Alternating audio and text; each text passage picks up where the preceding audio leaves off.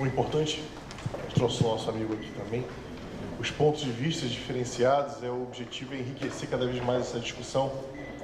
Então, fiquem abertos aí a fazer as perguntas, os posicionamentos, as dúvidas estratégicas, o que a gente puder ajudar, estamos à disposição. Alguém quer começar? Oi. Falar fraquinho isso aqui. A Light, pelo tamanho e tudo mais, seria interessante o Rafael contar um pouco da estrutura existente hoje na Light, para a gente entender também a contribuição, entendeu? Bom, a Light é uma empresa de 110 anos, 112 anos. Foi a primeira empresa de utilities do Brasil, né? Lá atrás, na fundação, em 1900 e qualquer coisa, fazia parte de energia, água, gás, o início da telefonia, e que com o tempo ela foi sendo alterada conforme a história do país e a história também do Rio de Janeiro, né?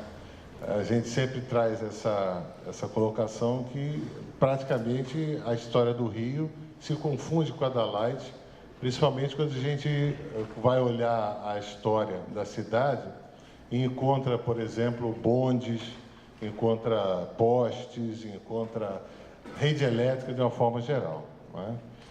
A Light hoje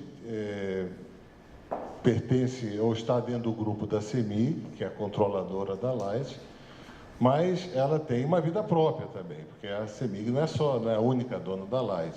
E os mercados de energia elétrica do Rio de Janeiro são diferentes de Minas Gerais. Exemplo simples, assim, para que a gente possa entender.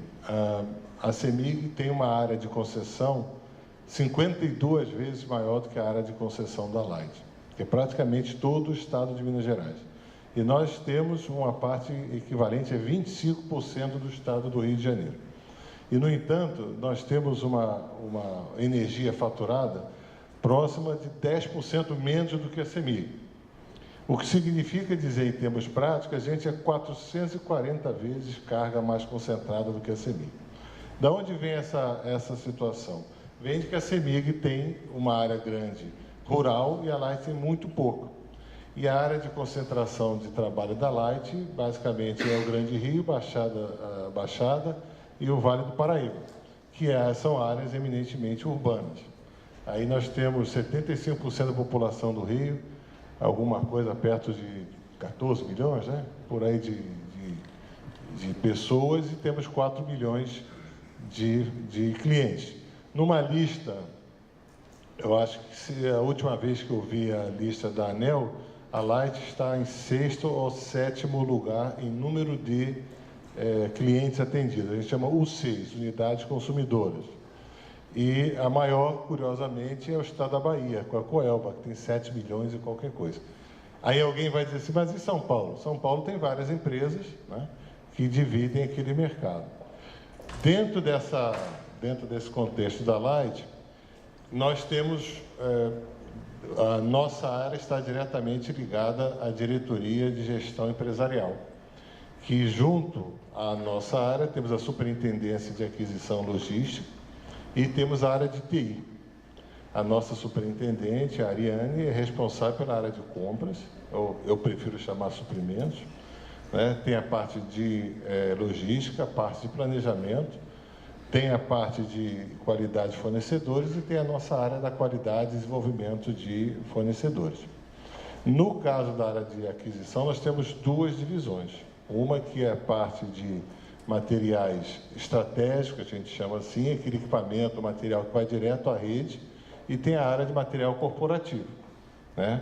E também tem a parte de serviços que vai desde a contratação lá do pessoal da limpeza até uma subestação. Então, hoje a nossa área tem perto de 116 pessoas, né? E dependendo de uma área, de uma gerência ou outra, tem um pouco mais ou um pouco menos de pessoas. Nossa equipe é muito boa de compras, né?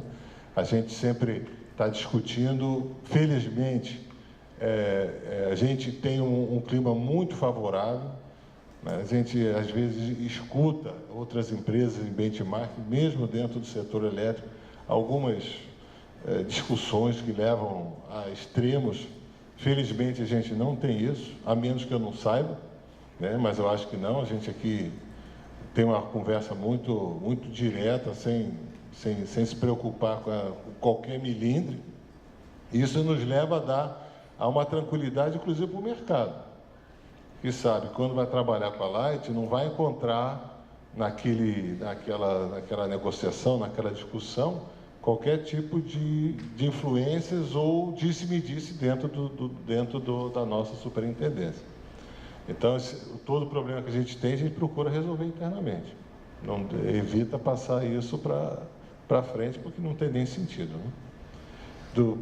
No mais, a gente tem números grandes, né? O ano passado, me corrija aí o pessoal de compras, alguma coisa perto de 700, 800 milhões de serviços, 300 e poucos milhões de materiais, numa épocazinha complicada que nós estamos, né?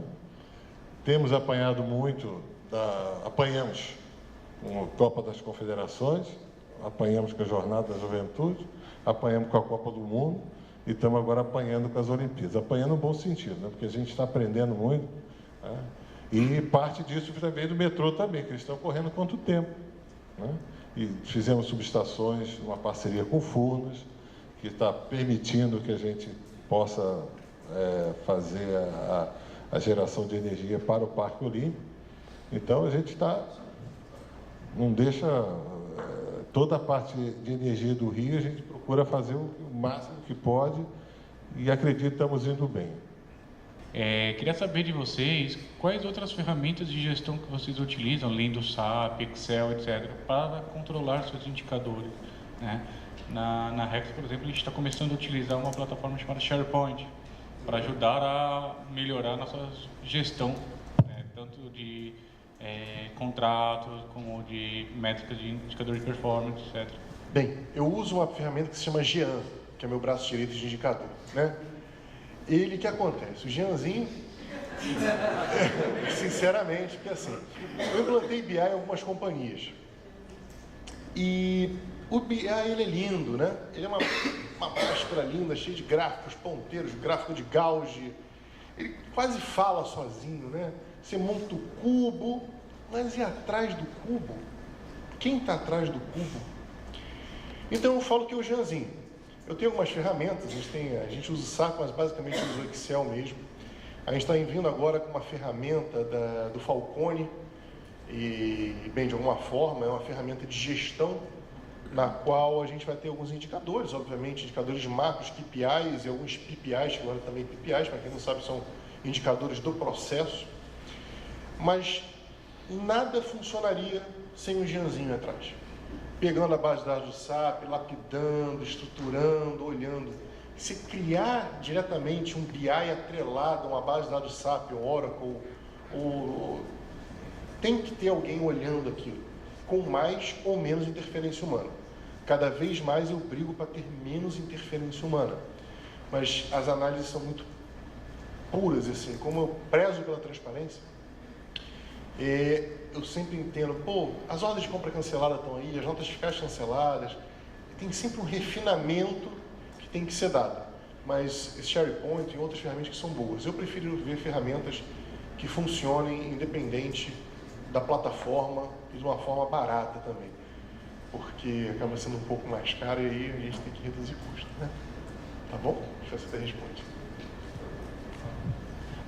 Tem um outro ponto, eu acho que o Jeanzinho é fundamental, né?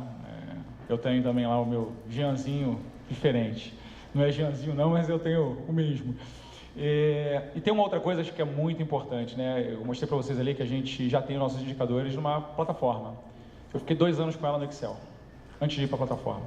Então, eu amadureci os indicadores, né? Não tem nenhum indicador que é um indicador novo hoje. Se alguém criar um indicador novo hoje, ele não entra na plataforma. Ele vai entrar na plataforma daqui a 1 ano. Quando a gente enxergar que faz sentido, ele amadureceu, é um indicador que eu quero monitorar, que eu quero acompanhar, né? E eu tenho a informação consolidada, né? Não é aquela informação... O que acontece, né? Normalmente, no Excel a gente fica brincando lá e fica mudando e muda o jeito do gráfico. Não dá para ir para a ferramenta e a gente ficar mudando toda hora a ferramenta. Como ele disse aqui, o custo é alto, você tem um profissional que é de desenvolvedor .NET e tal, isso tudo dá trabalho. Então, a gente só leva o indicador para a plataforma, indicador que já amadureceu. Então, eu ainda acho que o Excel é o melhor que tem hoje para trabalhar com as informações de SAP. Eu, pelo menos, sempre usamos o SAP, sempre usamos o Excel para trabalhar com os dados de SAP e sempre funcionou muito bem. E ele permite para a gente ficar customizando, brincando, mudando, até a gente ter ele estabilizado, amadurecido, para levar para uma plataforma mais consistente. Então, esse foi um pouquinho da estratégia que a gente usou lá e é uma recomendação que eu costumo dar para quem me pergunta, fala assim, vamos logo para a plataforma ou continua usando no Excel? Eu vou recomendar. Fica no Excel, amadurece lá. O que acontece? Quando viram a plataforma, você imagina quantas áreas queriam ter a nossa plataforma. Né? Queriam ter uma plataforma com os mesmos indicadores. Tá bom, mas você tem esse indicador? Não meço ainda não, mas eu vou puxar agora, vou pedir para fazer já direto na plataforma. Eu falei, negativo. Amadurece, primeiro vê o que você quer, faz no Excel, estuda. Depois você pode migrar para uma plataforma mais automatizada. Bom?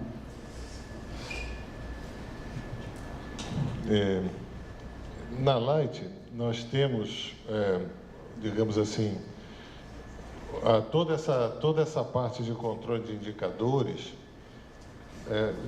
segue um padrão que nós temos dentro da empresa conforme as áreas de atuação. Basicamente, o que a gente tem é o que a gente chama de um sistema de compromisso de gestão, com aqueles indicadores, aquelas metas que a gente tem, e que são desenvolvidas para cada área. Toda a centralização dessa informação vai para um sistema, que eu nem sei bem como é que chama lá, compromisso de gestão, né, que vai sendo observado por uma determinada área do RH. No entanto, cada área tem o nosso Excel. Né? Então, esse Excel ele é famoso. Nós também temos lá o nosso Jean, né, que fica sobre a guarda do nosso colega, o Henrique Yokoyama, na área de planejamento da nossa superintendência, em que cada gerência e seus líderes ou seus gestores que têm compromisso, após a apuração das informações que nós temos via controle do SAP ou controles próprios, na nossa área de qualidade, por exemplo, nós temos controles próprios, porque nós viajamos demais, vamos a todas as fábricas do país, fazemos centenas de avaliações, então a gente tem um sistema que depois alimenta o SAP. Mas às vezes nós nem temos de alimentar, quer dizer, quando a gente chega no final do mês que tem que apresentar a nossa, digamos, a nossa performance mensal dos indicadores, a gente já tem isso preparado e separado, depois vai para o sistema SAP. Acho difícil, eu concordo com o Cotias, que é difícil a gente imaginar um sistema que seja tão flexível para todas as áreas da empresa. Acho que a gente vai continuar tentando, mas eu acho que no futuro relativamente próximo vai ser difícil. É a minha impressão. Só colocando mais, a gente tem um sistema também no metrô de gerenciamento das informações dos principais indicadores.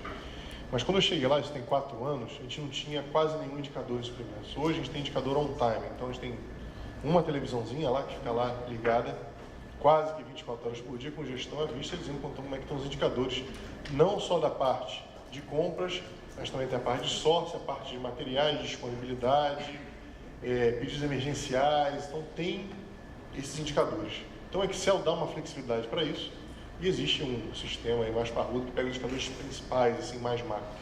Tá? Qual que é bom? Tem vários, tem Hyperion, Cognos, mas esse Point eu gosto dele que ele é leve, ele funciona bem, eu recomendaria também. SharePoint, é bom, é muito bom, eu gosto. Ele é leve, simples de usar, mas nada tira a inteligência humana. Tem que ter alguém ali do Janzinho, só que o Janzinho é meu. Tá bom? Anderson, Ivo Neves, da Light. Quando você falou ali que a expectativa, né, de vocês para o futuro também da criação até de um sistema de gestão onde você possa fazer um acompanhamento, né, que dará base aos seus compradores, onde pode chegar lá, né, buscar as informações e saber se aquela empresa, né, era uma boa empresa para contratar num dado momento, etc. Inclusive foi até levantado pelo Nélio, né, também comentado pelo Nélio. Eu faço a colocação para você que é o seguinte, na área de concessão de energia, por exemplo, a Light é a única e a primeira que implantou sistema de gestão de fornecedores em outubro do ano passado. Tá? Já temos os principais módulos, né? Nós começamos com uma diretoria que ela representa 85%, né, da nossa capacidade lá, que é a diretoria de distribuição, e já entramos em outros módulos, né? Então, estamos implementando os módulos, onde ali você vai medir a qualidade dos fornecedores que prestam o serviço, correto? A qualidade operacional, né, das suas atividades, onde ali fala a respeito de imagem, qualidade do serviço, etc. Você tem 30% também, dá em torno de 49%, está na parte operacional, 30% é o peso da segurança do trabalho, tá?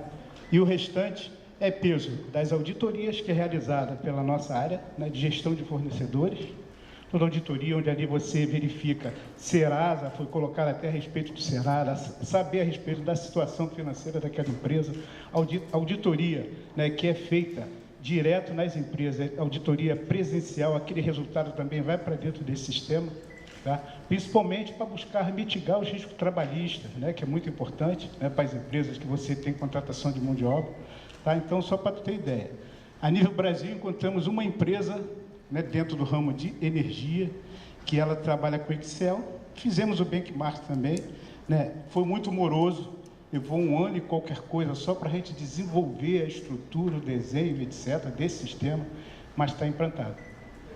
Legal? Muito bom, muito bom. Eu vou querer conhecer depois aí o time. Ok, estamos à disposição, tá? Bom, no nosso desenho, o desenho da Wilson, contempla também almoxarifado, né? A gente enxerga como item muito estratégico, né? Já vista que a gente tem o estoque obsoleto, tem a má gestão, tem que ter um planejamento, né? Gostaria de entender como é que é no metrô e na Light. A gente, quando chegou no metrô há 4 anos atrás, mais ou menos, a gente tinha um almoxarifado que o porta-pallet, que hoje é Bertolini, ele era de madeira, né? Era tudo de madeira, uma estrutura de madeira com 14 mil itens, 14 mil SKUs, mas o time é muito motivado, nosso time é primarizado de almoxarifado, tá? E aí a gente vinha com os 19 novos trens que chegaram, os primeiros trens que operam na linha 1 e linha 2, e vimos a linha 4 chegando. Daí a gente investiu em torno de 4,5 milhões no estoque, no armazém em si.